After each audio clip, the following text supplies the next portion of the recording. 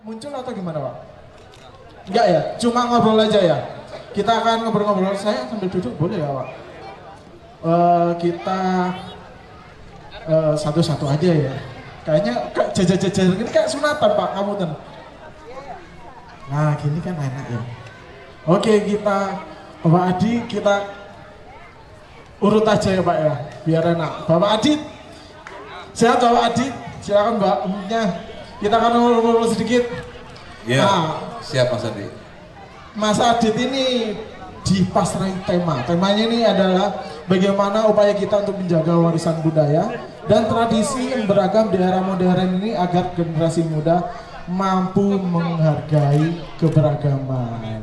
Oke, mungkin bisa dijelaskan sedikit pendek aja karena ini waktunya terbatas, sebentar lagi kita akan pada maghrib. Siap, terima kasih Mas Adi.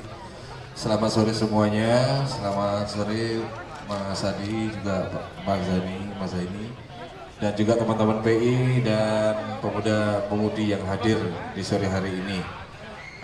Assalamualaikum warahmatullahi wabarakatuh, salam sejahtera, Om Swastiastu, Namo Buddhaya, salam kebajikan, Rahayu. Baik, pertanyaannya cukup singkat. Bagaimana cara kita tetap melestarikan keragaman di era yang sebenarnya sudah modern. Nah, sebenarnya tergantung dari cara mindset kita melihat keragaman. Itu yang terpenting. Bahwa keragaman itu adalah kekayaan. Nah, mindset ini harus kita pegang karena dengan kita beragam maka kita ini memiliki banyak sekali kekayaan. Nah, salah satu contoh Mas Andi, Ya. yang menjadi ini bicara makanan saja ya, bicara makanan. Baru nasi pecel itu kalau di Jawa macam-macam. Ada pecel Madiun, ada pecel Kediri, ada pecel Blitar, ada pecel Pasuruan, Mbah Kromo. Yang taste-nya itu beda-beda. Nah, ini yang namanya keragaman. Jadi bahwa ketika bicara tentang budaya Nusantara itu memang akan selalu bicara rasa. Nah, sehingga kalau seandainya pecel ini kemudian diresmikan bahwa pecel itu harus konsepnya kayak pecel Kediri, lainnya pecel Kediri dikatakan bukan pecel. Nah, lebih nggak bisa kan gitu. Lidah orang beda-beda, ngerti ya Mas Adi ya. Jadi bahwa keragaman seperti yang dulu sering dikatakan oleh Mas Adi, bahwa keragaman itu adalah keniscayaan. Nah, itu sering disampaikan. Sehingga kalau kita harus berpikir bahwa yang namanya keragaman itu harus kita jaga betul agar tidak hilang hasanahnya, karena itu bagian dari kekayaan kita. Devisa negara di pariwisata, orang-orang luar negeri baik dari benua Eropa, Amerika, benua Australia datang berbondong-bondong ke Indonesia ini untuk merasakan keragaman. Mereka ke Borneo atau ke Kalimantan melihat bagaimana suku Dayak. Mereka ke Sumatera bagaimana melihat keseharian orang Minang. Mereka ke Bali melihat keseharian orang Bali. Nah, mereka ke Jawa juga melihat keseharian orang Jawa. Dan bagi mereka mengeluarkan US dollar, mengeluarkan euro yang tidak sedikit untuk mendapatkan taste itu tadi yang mereka tidak bisa dapat di negaranya gitu. Jadi bagaimana cara minum kopi di Jawa saja, wah itu macam-macam ya toh. Jadi beragam, ada yang nunggu dingin dulu, nah, ya kan, ada juga yang sengaja ditumplek gelasnya diwalik. Nah, ya ini adalah satu konsep yang memang tidak akan pernah berhenti. Maka kalau kita berpikir mindsetnya bahwa keragaman adalah kekayaan yang harus kita jaga, ya di situ kita akan mendapat banyak hal. Mungkin itu Mas Andi. Oke. Dari keberagaman, mulai dari kuliner dulu mungkin dari Mas Adi yang kita bisa harus jaga dulu sebelum kita mulai dari kecil dulu sebelum kita besar di kota lain. Oke. Iya. Kita akan lanjut ke narasumber selanjutnya. Pak Adi dulu. Oh, Pak Saadi. Oh, Gus. Kok Gus ya? Mas Zaini atau Pak Adi kira-kira enaknya? Iya, Mas Zaini dulu aja. Nanti Mas Adi terakhir. Mas Zaini, selamat sore Mas Zaini. Kita akan sedikit membahas tentang kebinekaan harus kita maknai sebagai keberagaman yang indah, bukan sebagai perbedaan yang akhir saling menyalahkan. Menurut Mas Zaini gimana sih? Baik, Assalamualaikum warahmatullahi wabarakatuh. Waalaikumsalam. Selamat sore dan salam sejahtera bagi kita semua. Saya perwakilan dari kabupaten. Oke. Nama saya Muhammad Zaini. Mungkin yang baru bisa lebih kenal. Salah satunya adalah kehadiran saya di sini salah satu untuk juga belajar bagaimana mengulik kebinekaan, keberagaman di Kota Pasuruan ini sangat kental. Beda halnya yang di kabupaten. Betul. Makanya hadiran saya di sini juga sekaligus mengutip kebinekaan, keberagaman, toleransi di kota ini luar biasa. Makanya hal ini mungkin nanti yang akan saya bawa di kabupaten juga hasil dari kegiatan seperti ini. Oke. Dan juga memang dari kemarin saya fokusnya memang karena dari keberagaman itu muncul sebuah tis nanti yang akan menimbulkan kecintaan kepada negara dan bangsa kita sendiri. Makanya hari ini saya sangat bersyukur bisa ada di sini, apalagi isinya teman-teman pemuda. Ini luar biasa. Kalau tidak hari ini siapa yang akan melanjutkan kebinekaan dan keberagaman Indonesia ini? Makanya itu mungkin yang menjadi saran dan fokus saya hari ini. Sekaligus saya juga banyak belajar Mas Adi, pengalaman karena beliau, saya lihat fokus beliau di kota ini khususnya untuk anak-anak muda, mengenai kebinekaan, keberagamannya luar biasa. Sampai di kegiatan hari ini pun ini kan juga yang ketiga. Iya. Yang pertama ngulik kebinekaan pertama di Wihara. Iya. Itu suatu luar biasa, suatu aksen yang luar biasa. Nah ini juga pesan kepada anak-anak muda khususnya di PI, itu luar biasa pesan. Nah ini tentunya wajib kita tangkap untuk melestarikan kebinekaan dan kebudayaan serta keberagaman yang nanti ini menjadi kebanggaan untuk kita sendiri khususnya anak-anak muda. Mungkin itu. Oke. Dari Mas ini kita bisa dengar kalau teman-teman di acara kali ini menjadi studi banding untuk kabupaten nanti kira-kira apa yang bisa didapat. Kurang lebih seperti itu sih. Ini menjadi beban seorang Pak Mas Adi sebagai wali untuk wali kota. Lah, wakilnya siapa? Oke, kita akan lanjut ke wakil wali kota saat ini. Mas Adi, silakan. Kira-kira sebenarnya temanya sama dengan Pak Zaini. Bagaimana kebinekaan harus kita maknai sebagai keberagaman yang indah, bukan sebagai perbedaan yang pada akhirnya saling menyalahkan. Menurut Mas Adi gimana? Terima kasih. Assalamualaikum warahmatullahi wabarakatuh. Selamat sore, salam sejahtera untuk kita semua. Om Swastiastu, Namo Buddhaya, salam kebajikan, Rahayu. Ini kita beraneka ragam juga ya. Betul. Saya duduk yang itu di bawah. Ini Iya. enak ini. Mohon maaf ini karena panitia aja. Saya nggak enak ini. Iya. Ini namanya Hidup panitia, salahkan panitia. Ya. Ada yang di bawah, ada yang di atas, tidak enak. Benar. Terima kasih Bapak Ibu sekalian yang saya hormati. Nah, ini hadir di tengah kita. Ini ada Pak Camat Purworejo. Terima kasih Pak Camat sudah hadir. Resotan di bawah. Ketua KNPI ini juga ikut resotan di bawah. Ini Ketua Komisi C DPRD Pak Tirta. Terima kasih kehadirannya. Punten Pak Tirta, saya di atas. Iya, ada anggota KPUD juga. Yaitu di pakai biru di sebelah kiri dan Bapak Ibu sekalian yang hadir, Mas Yani, Mas Adit. Alhamdulillah, tentu kalau kita bicara tentang kebinekaan, kalau dalam Islam itu dikenal sesuatu yang fitrah atau sesuatu yang niscaya. Kita membayangkan kalau kita semua di sini sama semua wajahnya, kayak apa? Apa menarik nggak? Hidungnya sama, matanya sama, tingginya sama, semuanya sama. Kira-kira menarik nggak? Bosenin. Menarik, bosenin. Pasti bosenin.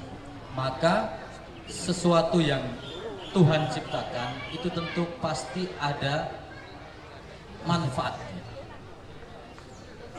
Jangankan kita yang beraneka ragam latar belakang sosial, budaya, suku, agama, kembar pun tidak ada yang persis.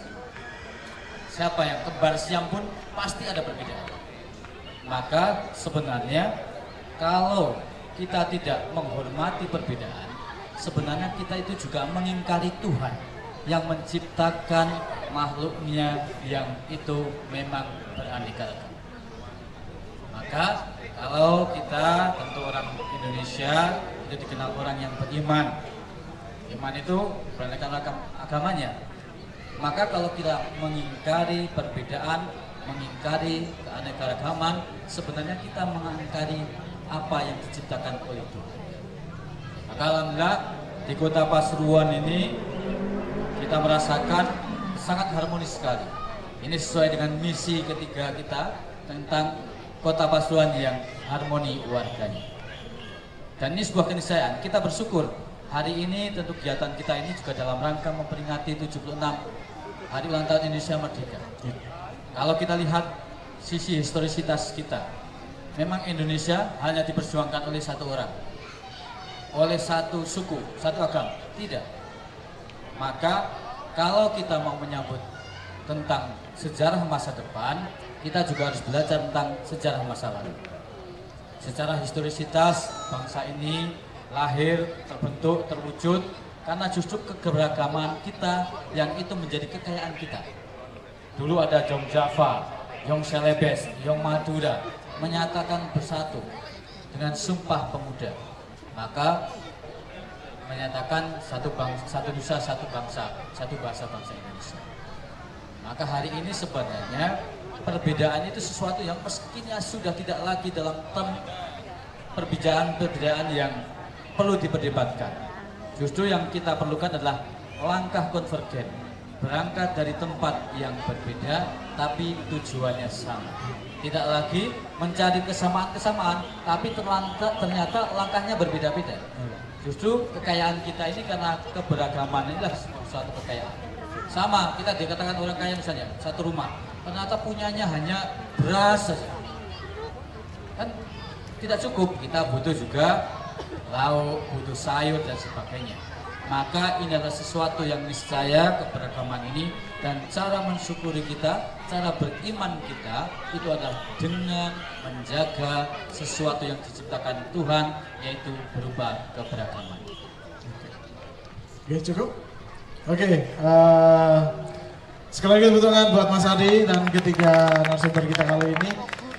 Dari pemaparan tiga narasumber kali ini, kira-kira kita akan buka pertanyaan, 3 pertanyaan saja. Gak harus tanya sih, iya benar, gak harus tanya. Mungkin boleh cerita tentang apa sih unek-unek atau prestasi di komunitasnya sendiri. Mungkin bisa sampaikan. Yang panitia boleh ada mic yang bisa di... Ya maju aja ya. Boleh yang mau pesannya, nanti yang tanya nanti dapat sepeda ya Mas Adi. Sepeda lipat. Monggo yang mau tanya silakan. Kita kasih 3 pertanyaan cukup. Ada yang bertanya? Monggo Pak. Pak Ketua KNPI silakan Pak. Tanya atau ngobrol lah, terserah lah. Yang penting satu tema dengan mengulik kebenaran. Saya nggak bisa puisi. Bapak Wali, terima kasih atas kesempatannya. Yang saya hormati para narasumber di sini. Mungkin bukan bertanya ya, mungkin hanya sekedar meminta pendapat saja. Saya pernah membaca dan pernah melakukan sebuah kajian pada tahun 2018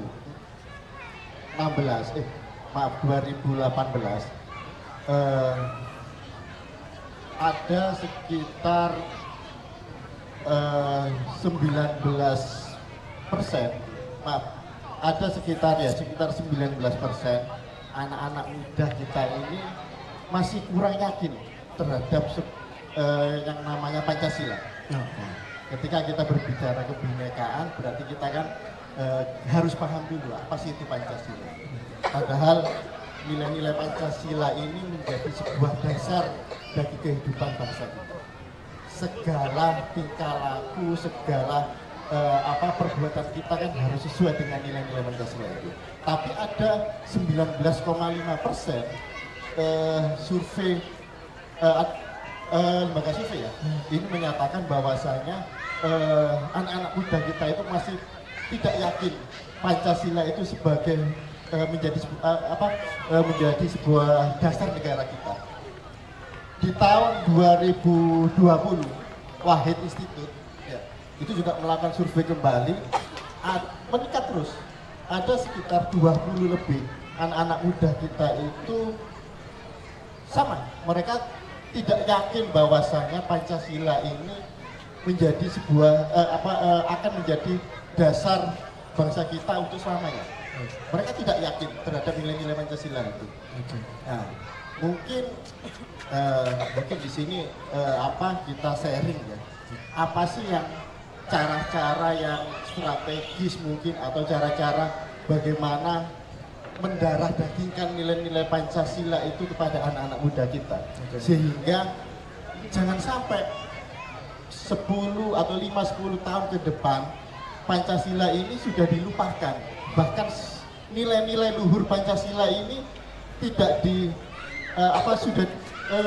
sudah terkikis oleh anak-anak muda kita. Kita ketahui ya, Pancasila ini kan ada, Mas ya, ada sebelum Indonesia merdeka. Nilai-nilai Pancasila itu ada. Ya, mungkin kalau orang budayawan ini pasti paham tentang nilai-nilai Pancasila. Sejak masa kerajaan, nilai-nilai Pancasila itu sudah ada sebenarnya. Ketika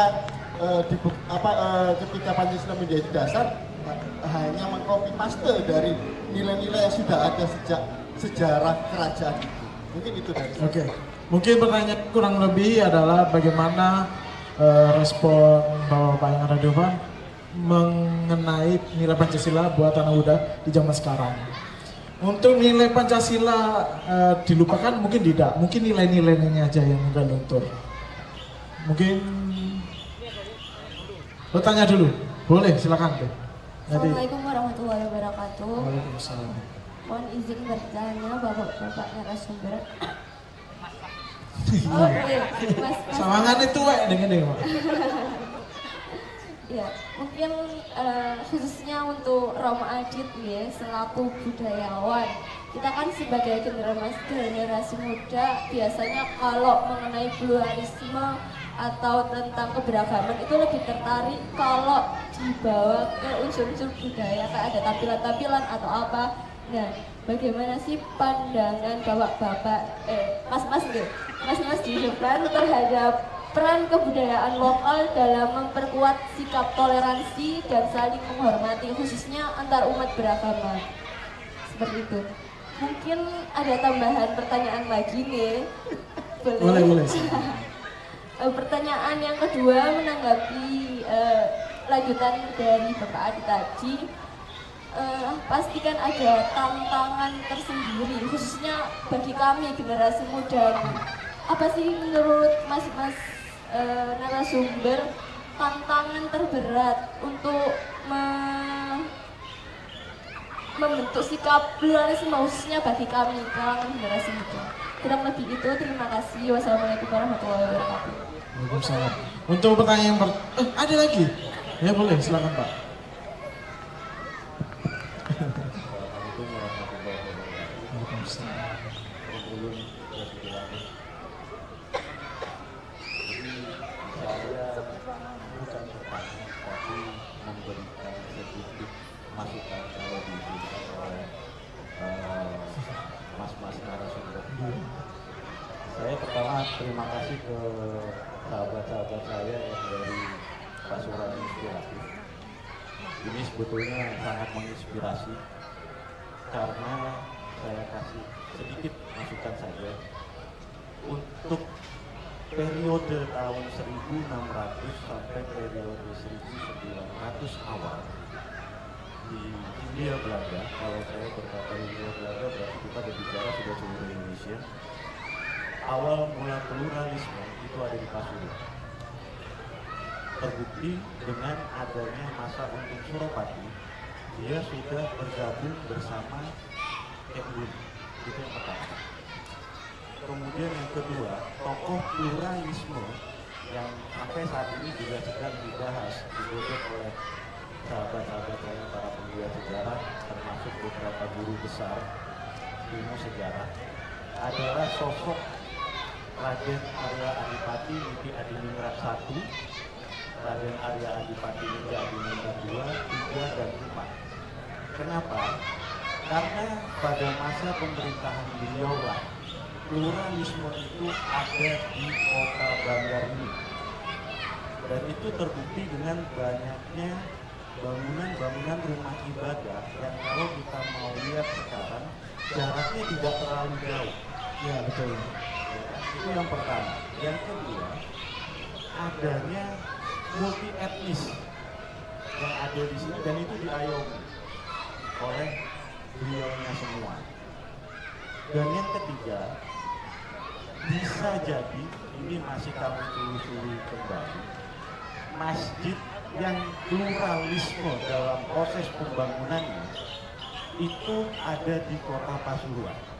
Hanya sayangnya bangunan itu sudah tidak sesuai aslinya, sudah terjadi perubahan, yaitu Masjid Gede Pasuruan atau saat ini disebut dengan Masjid Jami Pasuruan. Bangunan ini dibangun oleh beberapa etnis dan disumbang oleh beberapa etnis.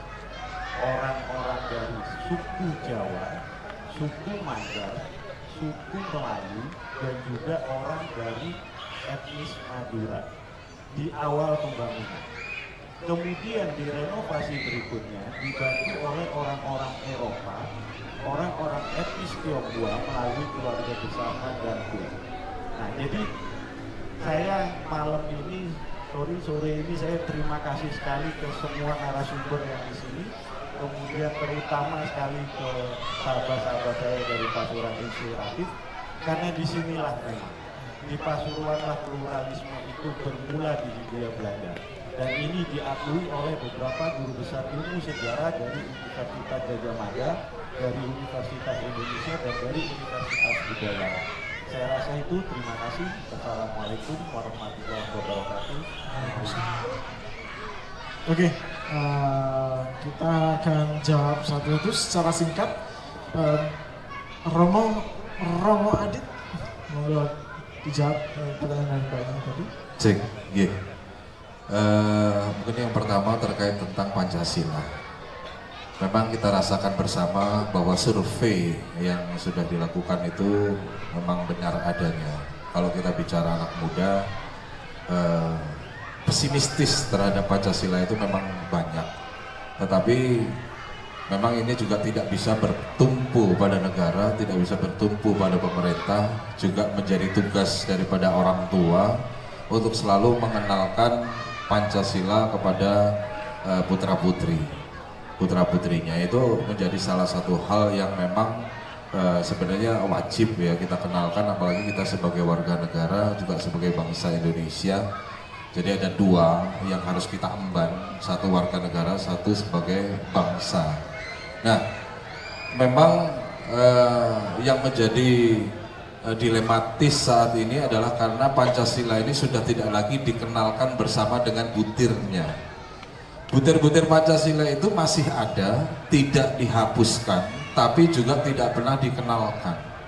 Ini yang akan menjadi riskan, sehingga menambah angka persentase pesimistis generasi muda. Karena apa? Nah, selama kita sekolah, dulu zaman saya sekolah ketika kita berbuat baik, itu tolok ukurnya butir-butir, tolok ukurnya. Jadi tidak mengambil esensi dari salah satu agama ataupun juga kepercayaan atau dari adat, tapi mengambil esensinya dari butir-butir Pancasila. Ketika kita harus saling hormat menghormati, itu masuk pada butir keberapa. ketika kita saling tolong menolong itu pada butir keberapa. Ini yang dulu selalu digaungkan di sekolah. Walaupun di dalam agama, semua agama dan kepercayaan maupun adat itu juga pasti ada. Jadi generalisasi terhadap kebaikan itu memang letaknya di butir-butir Pancasila yang saat ini sangat minim sekali dikenalkan. Maka mungkin menjadi tugas dan tanggung jawab pemerintah, negara, juga orang tua yang pernah tua, dulu juga pasti pernah muda, pernah jadi anak-anak, untuk tidak lelah mengenalkan butir-butir. Karena memang seperti yang tadi disampaikan, Pancasila sudah ada sejak Indonesia belum merdeka. Betul, kita ambil dari kerajaan yang termuda Majapahit. Itu punya satu perundang-undangan yang dikatakan sebagai agama, namanya adalah Kutara Manawa Dharma Sastra. Di dalamnya itu memang rumusannya Pancasila. Jadi semua aturan-aturan kerajaan dengan segala macam pluralisme ada di sana. Itu maka kalau kita ngomong Pancasila, ya marilah kita bisa kembali minimal yaitu tadi mengenalkan kepada adik-adik kalau berbuat baik seperti apa, hormat menghormati itu bagaimana, termasuk dalam sila keberapa, butir keberapa. Nah ini tidak hanya dihafalkan, tapi juga menjadi satu implementasi. Karena dulu kita kalau nggak hafal butir nggak pulang, sing jelas itu biyen kono. Jadi sebelum pulang mencongak dhisik. Nah hal-hal yang ini sudah hilang memang. Dan yang paling miris lagi ditambah sekolah negeri yang seharusnya bisa menjadi mengemban Pancasila sudah juga kehilangan karena terlalu fokus kepada salah satu. Jadi itu juga harus menjadi satu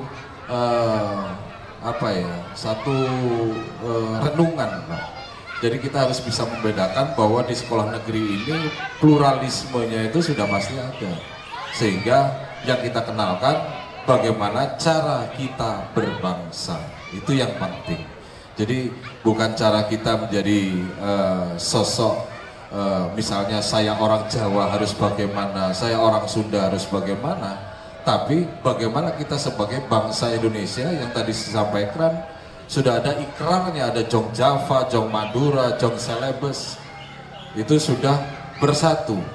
Jadi sudah tidak ada lagi Jong-jong tersebut menjadi Jong Nusantara.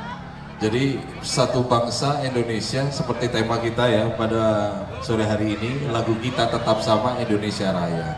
Jadi itu yang menjadi tolok ukur bagaimana kita mengurangi lagi persentase anak muda ini. Terus yang kedua kaitannya dengan bagaimana budaya masih tetap bisa dipegang oleh generasi muda. Nah ini juga menjadi tugas daripada pemerintah, orang tua, masyarakat untuk selalu tidak mengenalkan seninya saja. Contoh, kemarin ini masih hangat. Masa dia ada pencak silat, salah satu saya nggak menyebut judul, melakukan kerusuhan yang kemudian terjadi perkelahian dengan pihak berwajib. Padahal sing diuri-uri budaya Jawa. Pencak silat itu murni budaya Jawa. Tapi kok yang terjadi anarkis. Kenapa? Karena dikenalkan seninya saja, tidak dikenalkan budayanya. Bahwa pencak silat mengandung filsafat-filsafat tertentu, filosofi-filosofi tertentu terkait mengenai bagaimana kita harus melawan hawa nafsu yang ada di dalam diri kita, itu tidak pernah dijelaskan. Jadi belajar pencak silat tujuannya jadi jagoan. Nah ini artinya hanya di seninya saja, tidak bicara di budaya. Karena kalau bicara di budaya Jawa itu konsepnya ngalah ngalih ngamuk. Ngalah dhisik, gak kerasan ngalih. Ngamuknya orang Jawa itu tidak memukul. Ngamuk wong Jawa mung nyabda. Artinya apa? Kabeh pasrah dumateng Gusti. Berdoa, dipasrahkanlah semuanya. Tuhan, saya pasrahkan semua kepadamu. Itu ngawuke wong Jawa. Artinya kalau ada orang Jawa masih berkelahi, ini yang diuri-uri seninya saja bukan budayanya. Nah mari kita generasi muda jangan hanya bicara tentang seni, tapi juga budaya itu penting karena saling keterkaitan. Menari simbolisasinya apa, tangannya bersikap bagaimana, itu artinya apa. Nah ini menjadi penting. Melangkah pelan-pelan itu bagaimana, punya filosofi apa, itu menjadi penting untuk dikenalkan juga. Jadi tidak ada indah, tidak hanya indah, tapi memiliki esensi di dalamnya. Mungkin itu. Terima kasih Mas Adi. Oke, karena kita waktunya hampir habis, mungkin Mas Adi boleh pendek aja merangkap pertanyaan dari Bapak Ibu. Sejarah itu apa yang ditulis? Apalagi kalau kita dimanai dalam era Orde Baru, yang ditulis itu adalah sesuai dengan apa yang dipersepsikan oleh kekuasaan. Jadi kalau tadi disampaikan sejak kebinekaan itu dimulai dari Pasuruan, mestinya ada yang nulis. Kalau hanya cerita itu nanti dikira jadi fiksi, itu karena tidak ada yang menulis. Makanya para intelektual itu selalu menyampaikan, legasi itu ada sebuah buku, tulisan. Kalau tidak ada tulisan nanti jadi cerita. Yang bercerita sudah tidak ada, ya hilang. Tapi kalau ada buku, ada legasi, yang itu tentu ada nilai saintifiknya. Yang kedua berkaitan dengan survei. Saya mau tanya nih, Pak Ketua. Pak Ketua. Yang disurvei itu 19% tuh hafal nggak Pancasila? Apalagi misalnya butir-butir. Ya. Dulu itu kita masih SD, itu hafal tuh butir-butir Pancasila. Betul. Bahkan menteri-menteri pun hafal, karena menterinya jarang ganti. Jadi hafal dulu itu. Dan kita memang kalau kita melihat konteks itu, kadang ada kelatahan. Kalau kita mau jujur, dulu itu memang sebenarnya makna Pancasila tidak pernah bergeser, tapi pendekatannya yang berbeda. Dulu seolah-olah Pancasila itu menjadi doktrin, sehingga harus menghafal dan sebagainya. Tapi bagaimana kita bisa mau mengamalkannya kalau hafal aja tidak, tahu aja tidak, mau mengamalkan apa? Mau yang diamalkan aja nggak tahu. Betul. Maka toolsnya, pendekatannya memang harus tahu dulu, hafal dulu, memaknai, baru melaksanakan. Nah, tahu aja enggak, tahu Pancasila aja enggak, ngomong percaya sama Pancasila, ya kan mungkin, nonsen. Maka kalau kita lihat, bisa baca bukunya Yudi Latif, Negara Paripurna, Historisitas, Rasionalitas, dan Aktualitas Pancasila, itu bisa kita kupas.